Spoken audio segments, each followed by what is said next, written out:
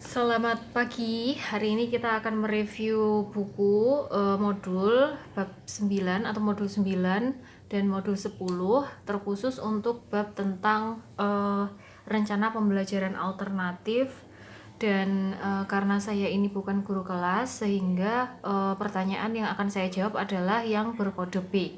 Jadi untuk pertanyaan 1 dan 2 yaitu 1B dan 2B.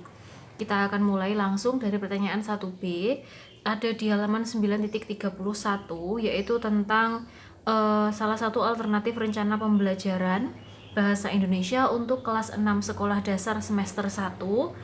Dan ini kompetensi dasarnya adalah mengisi formulir sederhana yang telah dijabarkan pada rencana pembelajaran yang ada di modul. Itu sebenarnya sudah baik menurut saya. Tapi kan kita di sini untuk menemukan apa sih perbedaan yang sudah atau saya pernah alami atau mungkin akan saya lakukan ketika saya mengajarkan materi yang sama, mungkin dengan metode dan media yang berbeda. Di sini sudah diterangkan bahwa ini hanya membutuhkan satu kali pertemuan. Saya juga setuju bahwa ini hanya perlu membutuhkan satu kali pertemuan. Cuma yang menjadi beda adalah apresepsinya harus diperkuat. Di apresepsi di sini ini hanya diterangkan bahwa mereka disuruh mungkin ke Pak Ketua RT.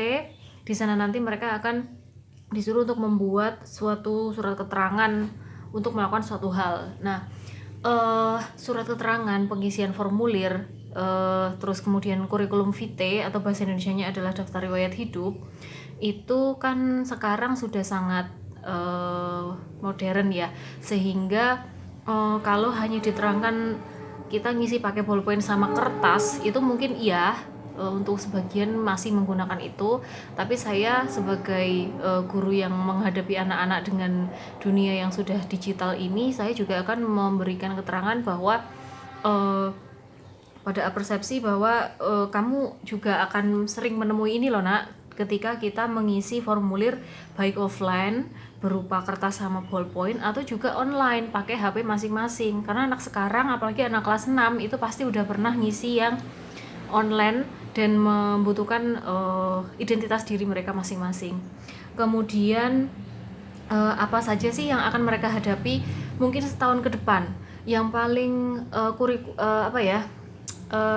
pengisian formulir yang paling dekat dengan agenda mereka dan mungkin agak serius adalah pengisian formulir masuk SMP. Pengisian formulir masuk SMP di zaman-zaman guru seperti kita itu mungkin dulu cuma mengambil formulir di sekolah SMP yang kita tuju, tapi sekarang ada sih yang masih seperti itu. Ada pula yang sudah masuk ke ranah digital, sehingga anak-anak juga harus dikenalkan bagaimana cara mengisi formulir secara online. Ini hanya tambahan saja, perbedaannya di situ, tapi overall semuanya menurut saya sudah baik. Kemudian selain contoh formulir masuk SMP, itu juga misalnya nih anak-anak kan kelas 6 sudah bisa pegang uang sendiri, sehingga mereka bisa menabung secara mandiri, mungkin bisa membuka akun bank untuk junior, untuk anak-anak yang masih belum 17 tahun itu sebenarnya buka akun bank itu juga bisa. Nah, mereka mungkin nanti akan ada kegiatan seperti itu untuk mengenalkan mereka pada dunia perbankan yang juga membutuhkan formulir, tapi formulirnya aja ya, perbankannya enggak. Oke. Jadi untuk hal-hal seperti itu kita tanamkan bahwa formulir itu dibutuhkan cara mengisi yang baik dan benar supaya kita bisa melakukan kegiatan yang ingin kita capai. Misalnya untuk masuk SMP, untuk daftar kartu untuk menyimpan uang, atau juga yang seperti ini. Jadi untuk membuat surat keterangan yang bisa kita minta ke pemerintah setempat yang paling rendah RT atau RW. Kemudian yang berbeda lagi, saya kasih media belajar. Jadi media belajar di sini itu akan saya bentuk kelompok. Jadi kelompoknya nanti akan ada yang mengisi dua-duanya ya. Jadi kita latih secara online dan secara offline. Saya tidak masalah ketika anak-anak membawa gadget ke dalam kelas, sehingga nanti harapannya satu kelompok itu ada HP yang mewakili mereka untuk mengisi formulir secara online. Kemudian offline juga ya, jadi mungkin formulir untuk masuk SMP saya print out kemudian supaya mereka mengisi secara berkelompok atau mandiri itu kebijakan guru. Itu perbedaannya. Jadi itu, terus kemudian media belajarnya itu tadi, jadi ada penggunaan alat belajarnya, ada handphone, medianya mungkin ada aplikasinya di dalamnya, mungkin saya downloadkan aplikasi untuk pengisian online, misalnya pakai Google Form, itu juga bisa. Terus kemudian yang kegiatan yang paling menurut saya yang baik, karena ini kedepannya akan berguna buat mereka, adalah daftar riwayat hidup, karena ini kaitannya kan sama lamar kerja dan lain sebagainya. Jadi daftar riwayat hidup nanti juga akan saya kasih contoh, ini daftar riwayat hidup isinya apa aja sih, jadi medianya saya kasih ke mereka sehingga mereka bisa saling mengisi daftar riwayat hidup teman-teman, terus mungkin bisa saling lihat, saling bacakan ke depan kelas. Itu juga bisa menjadi alternatif yang beda dengan apa yang ada di halaman 9.31. Itu jawaban saya dari nomor 1B. Kemudian yang 2B, pertanyaan yang ke 2B itu adalah berkaitan dengan carilah perbedaan atau apa yang kamu ketahui tentang model pembelajaran.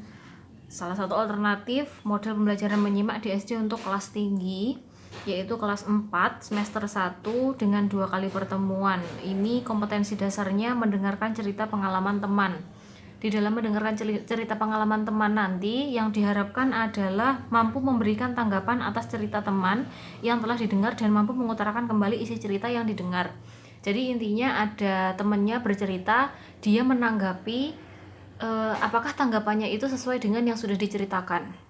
Selain menanggapi, anak juga menceritakan kembali apakah yang diceritakan kembali itu sesuai dan alurnya sudah tepat dengan yang diceritakan sama teman-temannya. Sehingga menurut saya itu yang paling penting. Secara umum pertemuan pertama dan pertemuan kedua dalam inti pembelajaran menurut saya sudah baik, tapi mungkin saya akan menambahkan apersepsi ya. Di sini masih kayaknya belum ada. Langsung kegiatan A itu tanya jawab tentang pengalaman yang menyenangkan atau menyedihkan.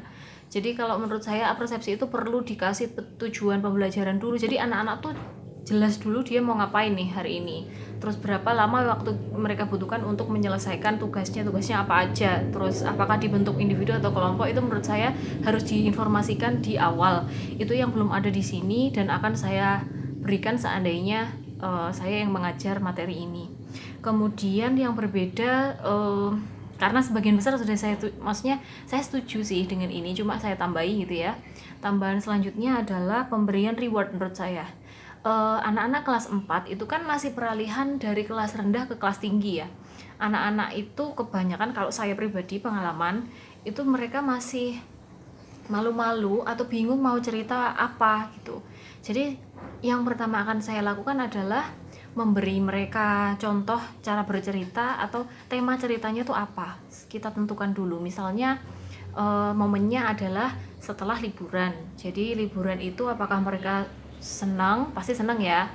Terus atau ceritanya adalah setelah ujiannya mungkin amit-amit anak-anak ada yang belum bisa sehingga itu menjadi cerita sedih, atau ada mungkin ada kerabat yang lainnya juga mengalami apa gitu sehingga itu merupakan cerita sedih gitu. Jadi kita terangkan dulu, kalau perlu gurunya dulu yang memberi contoh atau medianya juga bisa sih. Misalnya anak-anak kita kasih contoh video anak sebaya mereka bercerita di depan kamera dengan berani dan penuh ekspresi. Itu bisa menjadi inspirasi mereka untuk memiliki cara bercerita yang serupa atau bahkan lebih baik dari itu gitu. Sehingga itu yang menurut saya perlu ditanamkan. Jadi persepsi, terus pemberian contoh dulu, terus kemudian nanti juga menurut saya yang penting juga kasih reward. Kayaknya penting deh kasih reward, karena untuk memberikan